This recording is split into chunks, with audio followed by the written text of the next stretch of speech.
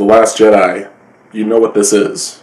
So let's just get to me shitting on this movie like this movie shit on Star Wars fans. So picking up right after the events of The Force Awakens, Rey has finally made it to Grandmaster Jedi Luke Skywalker, my favorite hero of all time, and Luke absolutely wants nothing to do with Daisy Ridley. He is a really broken character in this movie that Mark Hamill does an amazing job at portraying.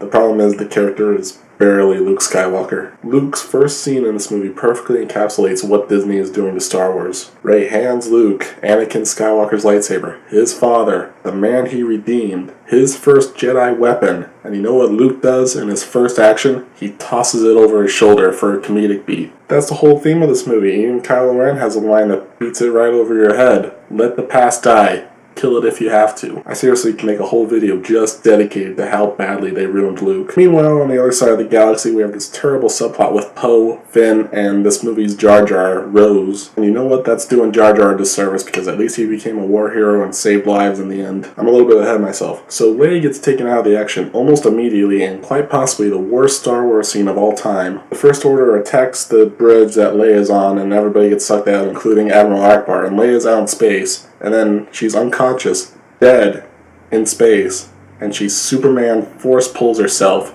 back to the airlock, and she looks like Mary Poppins. If you want to screw up J.J. Abrams' mess up from The Force Awakens and show Leia as a Force potential character, there's at least 55 other ways you could possibly do this. So Leia was the Resistance leader, and since she got taken out of action, now purple-haired Laura Dern is in charge of things. But Poe Dameron doesn't like her not telling him the plan to save the Resistance, so he sends Finn and Rose on a quest to a casino planet in the worst subplot ever to find a hacker, but not before they shoot in a Maz Kanata cameo that I can only assume is there to set up a level for DLC in Battlefront 2 or a comic book. So Finn and Rose try and find this hacker on this casino planet called Canto Bight, but since they're the worst characters in this movie, they get involved in this terrible animal rights subplot first. They lose the hacker and find obviously not a bad guy, Benicio del Toro in all black and with a stutter for some reason. I can only assume the stutter is there because nobody told Benicio del Toro no.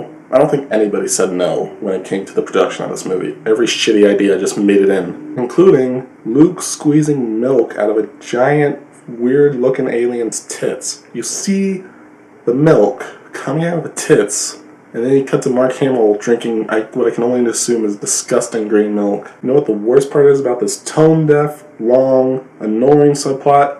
It's worthless. In fact, if they had stayed behind and let purple-haired Laura Dern do her thing, then the whole Resistance would have been safe. Poe Dameron gets at least 350 people killed in this movie due to his actions alone. I mean, it's not all his fault because Laura Dern didn't tell him her plan for no reason. Oh, and why didn't she? It was to give Poe Dameron something to do and give him a character arc. Yeah, it's worth sacrificing the whole Resistance and making your story completely stupid and your characters also completely stupid, Rian Johnson. If you needed to give Oscar Isaac something to do as Poe Dameron, just send him with John Boyega and Finn and go to that stupid casino planet with them two together. Have them hook up. Be gay. I don't give a shit. Oh, but you can't take out Rose, who's only there to serve a stupid romantic subplot and probably to set up a romantic triangle for episode 9. They have no chemistry, they fall in love in a day, and this character and this actress are terrible. It was a miserable character on Jar Jar level. That whole thing feels like a completely different movie with a completely different tone in comparison to the Luke, Kylo, and Rey movie that's also going on. Kylo Ren is easily the best character in this movie, and Adam Driver is easily the best actor. You can see the conflict on his face at all times, and he has amazing chemistry with Daisy Ridley, and their conversations are captivating. I loved every scene between the two of them trying to pull one another to the dark or the light. Okay, let's talk about how this movie shits on The Force Awakens and Star Wars fans in general now. Now, ever since The Force Awakens, everybody had their own theories about who Snoke is, who Rey is, whose Rey's parents are,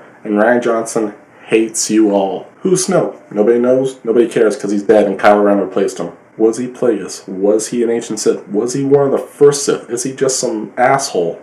Who knows? Who cares? Rian Johnson obviously doesn't. If you really wanted to subvert expectations, kill him off in the first movie. Now, dumbasses, you will say, but the Emperor didn't have a backstory.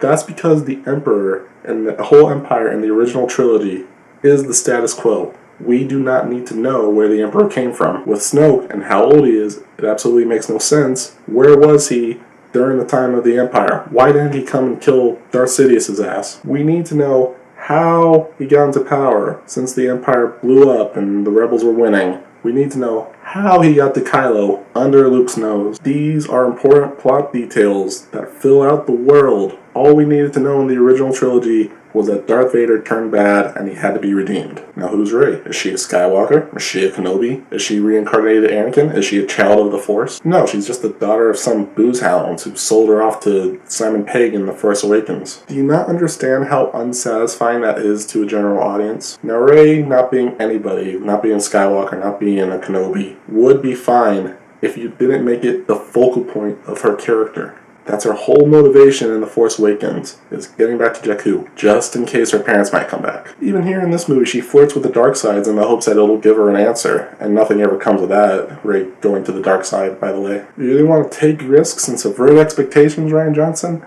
Have Rey fall. Have her fall and rule with Kylo. Make a whole new status quo. Have Luke need to redeem them both. Why not? If you were expecting to see badass Grandmaster Luke Skywalker, you're going to be so disappointed. Now here's the biggest bombshell. Luke dies.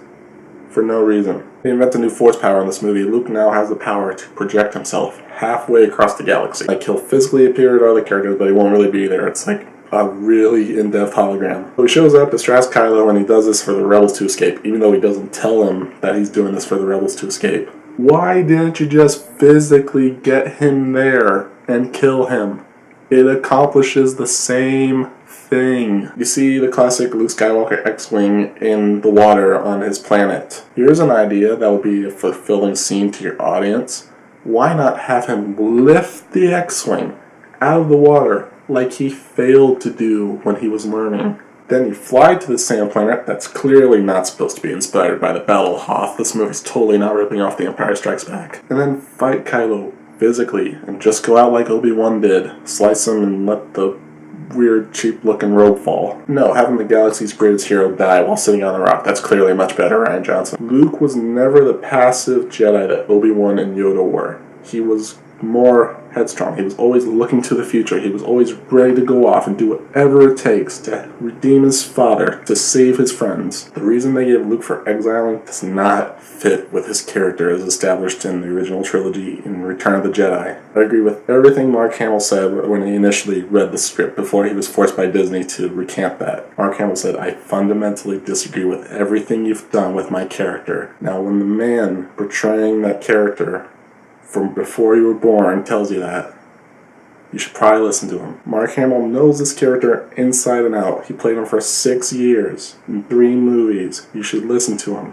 The movie goes out of its way to subvert expectations about what you think a Star Wars movie is going to happen, what a Star Wars movie should be, even when it doesn't make sense for the story. Somebody needs to tell Rian Johnson that it's okay to embrace cliches when they make sense for the story you're trying to tell. That's just all the story problems. The editing is so bad, the pacing is off, it's so fast like The Force Awakens. John Williams' score swells up and you think you're about to get a really great, awesome melody. It just cuts right off to the next scene. He has a brain-dead script with stupid characters. Now, idiots will tell you this movie is about failure. All the characters fail. Poe fails, Luke fails, Daisy Ridley fails. Failing while trying your best and coming up short. That's a compelling story. You know, like a certain movie in the series, it's called The Empire Strikes Back. You might have heard of it. Failing because your characters are stupid is not satisfying. This movie feels like just as big of a reboot as The Force Awakens was, but that movie at least felt like a Star Wars movie. I've really come to dislike that movie from my initial review of it, but it's not insulting. Like The Force Awakens, they insert the tension-breaking Marvel-y humor in this movie, but nothing comedically in this movie works. Marvel has really destroyed comedy in modern action movies. The original trilogy had humor, but it was character-based, like Darth Vader choking a guy through the screen. That's funny. Damn your mother joke in the first 5 minutes of a Star Wars movie. I'm not criticizing this movie for being too different or too weird. I want Star Wars to go weird in different directions. I'm criticizing it because it's bad. As a movie fan, I can write this off as a generally bad movie. You know, it's not the worst, but it's not great. But as a Star Wars fan, this might have broke me. This movie is beautiful. It's shot amazing. It might be the best looking Star Wars movie. There's great creatures, great acting, Mark Hamill, Adam Driver, Carrie Fisher. It's literally everything else that falls flat. 3 bad movies in a row, I think, is a good place to say I officially don't love the franchise anymore. Well, maybe 6 if you count the prequels. I can still say I love the universe and I love the original trilogy and I love some of the video games like KOTOR 1 and 2, but I can't accept what Disney has done to my favorite franchise of all time. You know, I'm going to see episode 9. They still have me, at least until then. But I'm going to go in with gritted teeth and the lowest of low expectations. I'm sure this review won't stop anybody from seeing the movie. I'm sure you've all seen it already. Of course, everybody's probably seen it. It's Star Wars. It's already probably made $1 billion or something. But you deserve better. This franchise deserves better. And Luke deserved better. Bye.